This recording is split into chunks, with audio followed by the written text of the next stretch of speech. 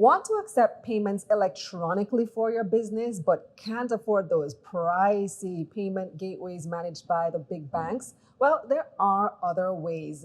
Hey guys, I'm Kalila Reynolds, and it's time for another episode of MoneyMovesJa, brought to you in partnership with Exim Bank's Business Advisory Service. And this service is here to help especially small and medium enterprises grow. Keep watching to find out more.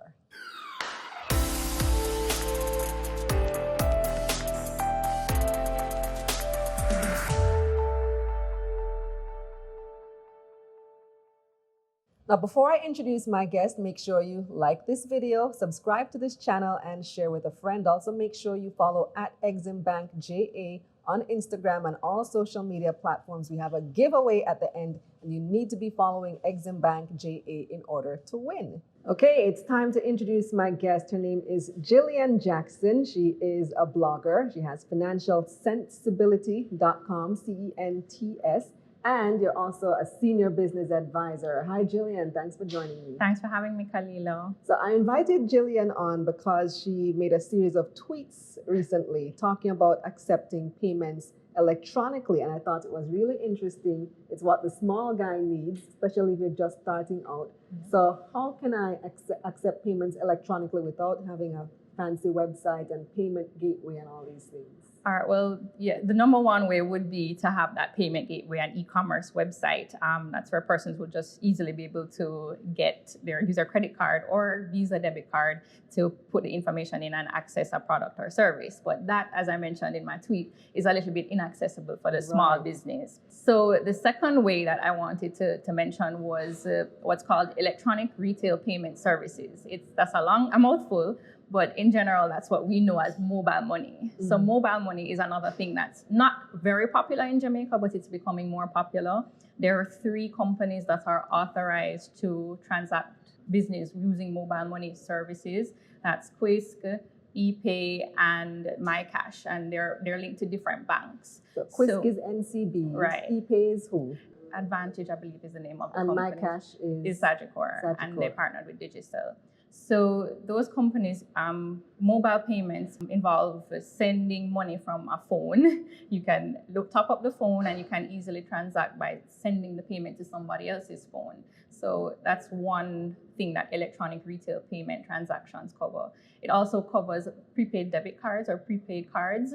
We don't really have that out here a lot. I know there are companies that are trying to make that more accessible, but right now, that's another way that businesses can use to accept payments that they can think about if they don't want to pay those big e-commerce fees. Okay, so that's the electronic retail payment services. Electronic retail payment services. Okay, yes. So that's one way. Right.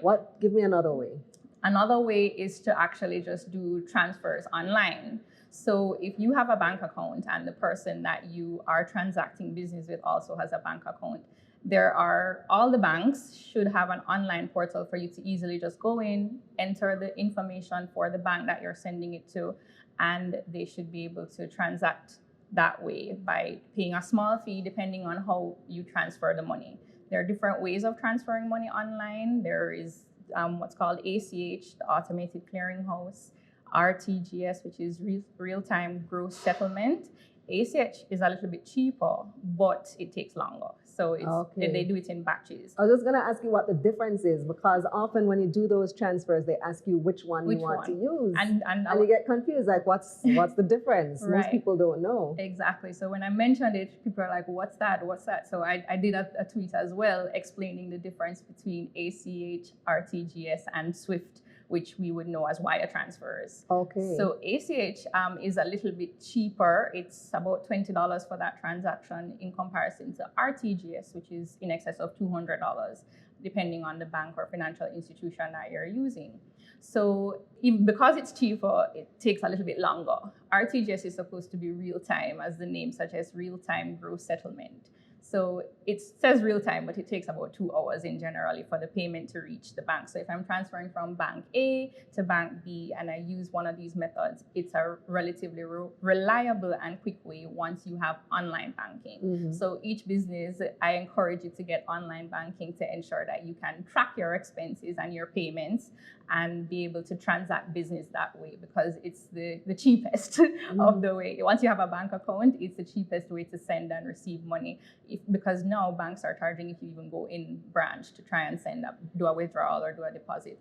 Some of them are charging. So what's the difference between those and a wire transfer? The wire transfer is normally if you want to send money overseas, or if somebody from overseas wants to send money to you, you would use the wire transfer. So that's SWIFT. I forget the acronym. It's a long acronym, but it's really a communication service that uses payment instructions from one bank to another. So if I want to send money to New Zealand, I would use a wire transfer by sending payment information through the SWIFT network to the beneficiary bank, which is what it's called. And then normally we'll ask you for your SWIFT code, right? Right. The bank SWIFT code, Right. What's that? So each bank who is a part of the SWIFT network has a bank identifier code, a BIC, or a SWIFT code. I think it's in excess of 20,000 banks that have this, and what it allows is that banks can communicate using that code. You'll know exactly which bank, which location that money is intended to arrive once you identify the SWIFT code for that bank. So how do you find out what the code is? So you'd have to probably go on your bank's website. You'll have a page on how to make wire transfers or how to do wire transfers, and it will tell you what that bank's SWIFT code is. And there's some other information that you might need to send if you're sending it to the US versus Canada, because sometimes banks will use what's called an intermediary bank. So if I don't have a relationship with a bank in Canada, I would use an intermediary bank to send the money to them first, and then they would send the money on to Canada for me. Gotcha. And it's actually more expensive than the other two, of course, because you're sending internationally. So it's about 30 US or a little bit over $3,000 Jamaican to do a wire transfer. So it's the most expensive. You can do it locally as well, but if we have the options of the ACH or RTGS, most people wouldn't opt for wire transfers. So question, who pays these fees? Is it the sender or the receiver? Sometimes, depending on the financial institution, sometimes it's just the receiver, especially with ACH. ACH is just the sender, the sender. With RTGS, some banks will charge both the sender and the receiver to receive the money, the same $200 or a little bit above that. So it really depends on your financial institutions. But what's good is that each financial institution is supposed to declare what fees they charge. So if you go on each of their websites, you should be able to find their fees, and you'll be able to see what they're charging for sending and receiving using each of these methods. And the wire transfer method? I know for sure that the receiver pays. Right, both sender and receiver. Both pay? Yes, both pay. Okay. Typically. All right, so you've given us two main methods. I think that the second one was broken down into several sub-methods. Right, sub-methods. And you have a third one as well. So the other one the other one would be the cash payments. So we're talking about online payments. Now we're talking about cash payments. So if you don't have a bank account and you need to make a payment to a small business or to somebody providing you a service, whether or not to be online or in person, so banks have ways of accepting payments on your behalf that are pain-free. When I say pain-free, you thinking about going into a bank now and standing up in line in these times is not very attractive. In no time. In no time. Nope, not right? doing Especially in these times. So the banks, some of them have made it easier for you to accept payments without having to endure standing in line. Two ways of doing so that I can talk about are through the ATM. So two banks I know for sure have cardless deposits. So they're smart ATMs that allow you to make a deposit without the use of a card. So if you don't have an account at that bank, if you have to check if your bank allows this. If you don't have an account there, you can go to any ATM that's a smart ATM. You'll select a button that asks you if you have a card or not. And if you say no, it will allow you to do check deposits and cash deposits by just entering the account number for that bank. Which are the banks that do this? JN Bank does it, and I believe Scotia Bank as well. Mm-hmm. So they accept payments through the ATM, which make it easier for persons to make payments to you, because they have ATMs all over the country. You wouldn't necessarily have to go to a specific location for for that person. So say if you're doing business in Westmoreland and you have an account in Kingston, it's easy for you to go to the ATM in Westmoreland. That's very convenient, especially for customers who might not be comfortable going online to make the payment. Right, I know, and I was looking into this as well. We still are very cash-based as a society. About 80% of our transactions are done with cash. So I recognize that in starting my business, I recognize that a lot of persons are still they're not really comfortable with the online transacting. So to make it as easy as possible, and that's what I would encourage all the businesses to do, make it as easy as possible for your customers to pay you by you understanding the payment channels and also informing them of the payment channels. So when I send out invoices for an online business I recently started, I would include the fact that you can pay at the ATM. And the other method that I was telling you about, I was going to tell you about, is the Dropbox. Okay, we'll get into the Dropbox in the next episode. Okay. Gillian has some more great tips for us. All right. Thanks, Gillian. No problem. And check her out at financialsensibility.com. All right. Now here's a recap of some of Gillian's main tips. Use electronic retail payment services like mobile money. Accept funds transfers through your local bank. Accept cash using cardless deposits at the ATM.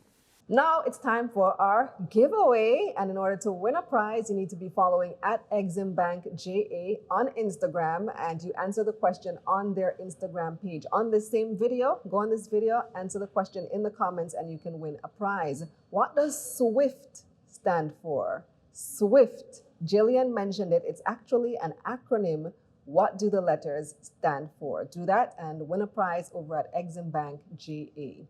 All right, so that's it for this episode of Money Moves JA, brought to you in partnership with Exim Bank's Business Advisory Service. And let me tell you a little bit about the BAS. They're here to provide important information on how to get your business ready for growth and expansion. And it's here to promote better business organization and formalization amongst our SMEs. Those are the small and medium enterprises. Check out their website, EximBankJA.com. I'm Kalila Reynolds. Stay safe.